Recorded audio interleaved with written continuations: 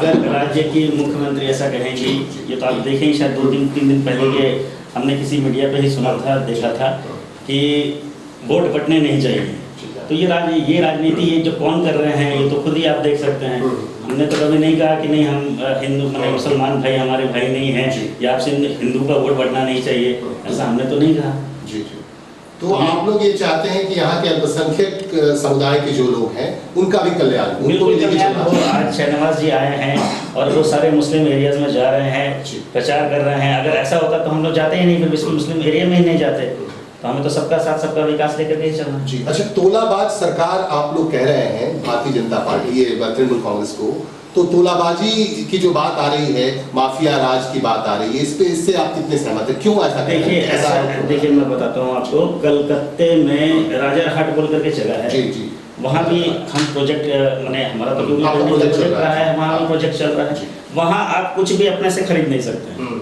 आपको कुछ भी खरीदना होगा तो वहाँ के सिंडिकेट को बुला करके उनसे खरीदना होगा। 10 रुपए का माल आपको 12 रुपए 15 रुपए में मिलेगा, और नहीं तो आपका काम बंद हो जाएगा, वो भी धड़ल्ले से डंके की चोट पे आकर के वो बंद करेंगे कि नहीं, या तो आप हमसे लेंगे या आप नहीं लेंगे, काम ही नहीं करेंगे।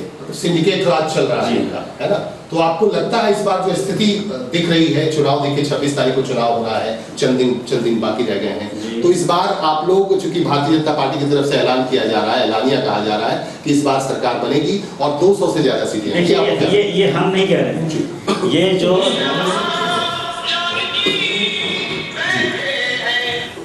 ये जो तृणमूल कांग्रेस के जो अभी जिसको कहते हैं कि हम रणनीति कारक बने हुए हैं, श्री प्रशांत किशोर जी, उन्होंने ही किसी मीडिया साइट से कोई क्लब हाउस बोल करके उसमें खुद ही ऑडियो एक बड़ा लीक हुआ था, उन्होंने खुद ही कहा है कि भाई मोदी जी की बहुत अच्छी छवि है, मोदी जी को सब लाइक कर रहे हैं और भाजपा सरकार में आ रही है।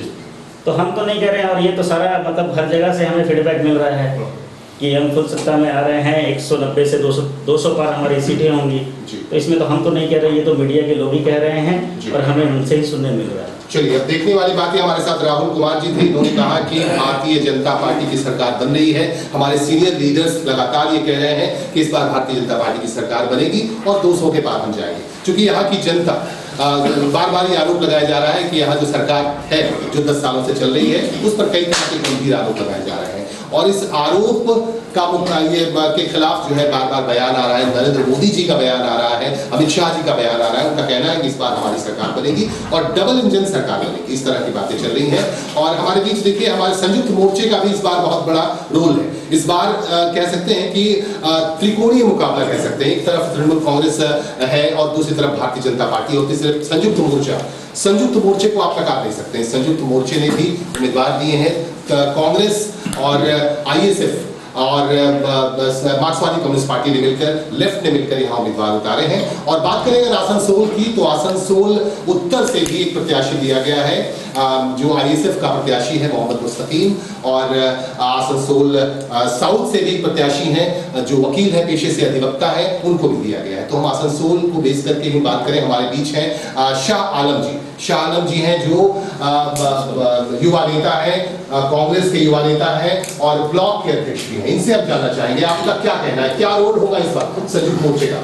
देखिए, इस बार ना होगा तुलाबाज की सरकार, ना होगी दंगाबाज की सरकार, और ना ही होगा कोई जुमलाबाजी। इस बार बंगाल के लोग ठान चुके हैं कि इस बार होगा संयुक्त मोर्चा का सरकार। जी, कैसे होगी, आप कैसे दावा कर सकते हैं? देखिए, क्योंकि ये बात हकीकत है कि 10 साल से जो सरकार चल रही है, 2011 में हमारे साथ में खुद सरकार में थी और हमारे साथ में सरकार बनी थी, लेकिन 18 महीने के अंदर हमारे साथ सरकार से तृणमूल कांग्रेस अलग अपनी जगह ले ली।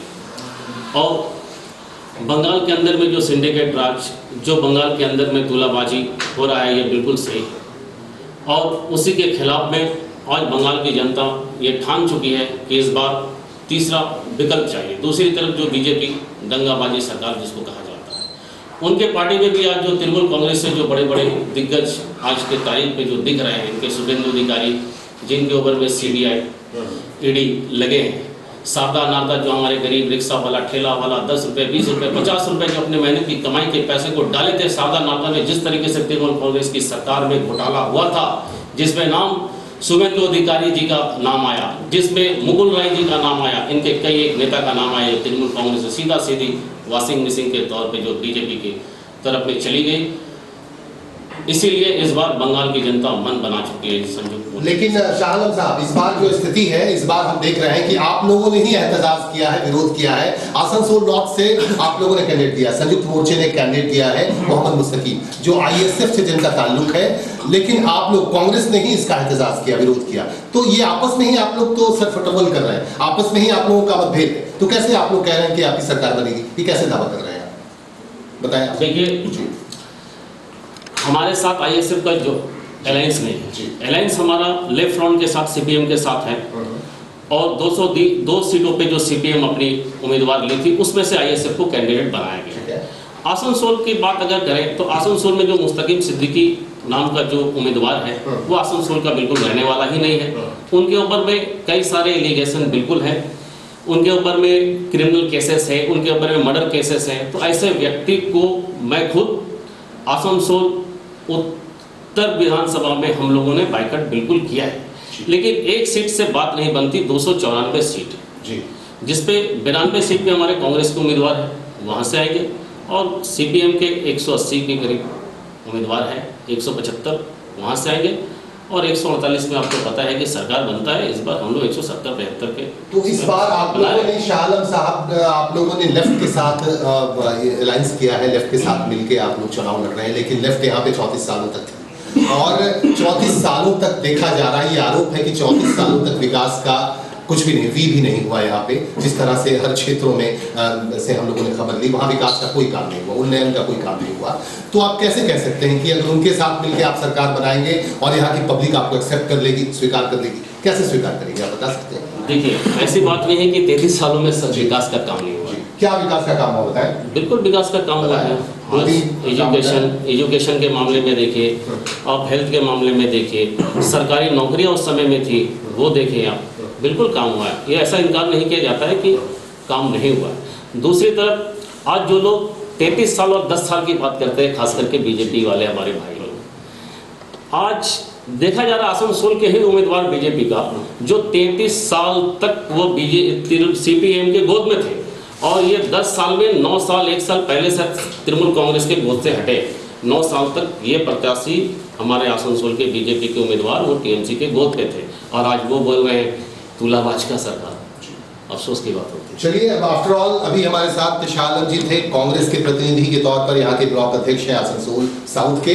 उन्होंने कहा कि इस बार संयुक्त मोर्चे की सरकार बन रही है। हालांकि एक सीट से वो इत्तेफाक नहीं रखते हैं। आसनसोल नॉर्थ से जो आईएसएफ के उम्मीदवार को वहां से उतारा गया है, मोहम्मद मुस्तकीम, जिनसे वो उन्होंने एहतजाज किया, उन लोगों ने विरोध भी किया।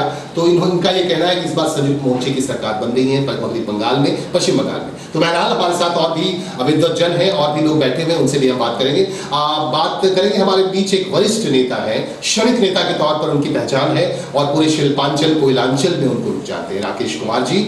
और मैं उनको बताया कि अभी आपने बातें सुनी, तृणमूल कांग्रेस की बातें सुनी, भारतीय जनता पार्टी की बातें सुनी, संयुक्त मोर्चे की बातें सुनी। तो अब आप चूंकि तृणमूल कांग्रेस का एक प्रतिनिधि के तौर पर भी यहाँ काम कर रहे हैं, अब आप बताएं, आप अभी का जो माहौल देख रहे हैं, जो मौजूदा माहौल है चुनाव को लेकर, वो आप क्या कहना चाहेंगे? क्या आपकी सरकार फिर से बन रही है, तृणमूल कांग्रेस की सरकार बन रही है? पहले तो मैं सभी साथियों का और संजय जी का खास तौर पर नमस्कार करता हूँ। काफ़ी दिनों बाद आपसे मुलाकात भी हुई है।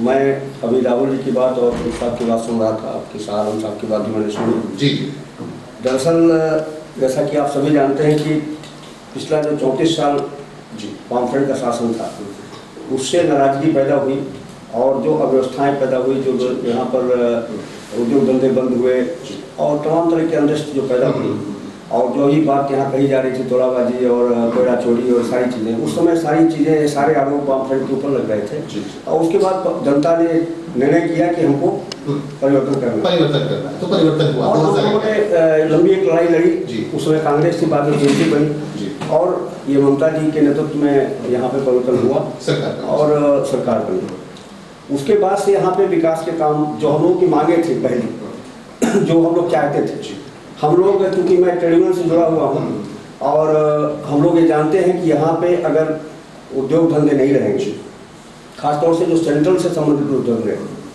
हमारा कोलफील्ड ECL है यहाँ पे, उसका कुछ माइंस झारखंड में भी है, लेकिन मैक्सिमम बंगाल में, बर्धमान जिला में, कुछ बीरभूम में भी है।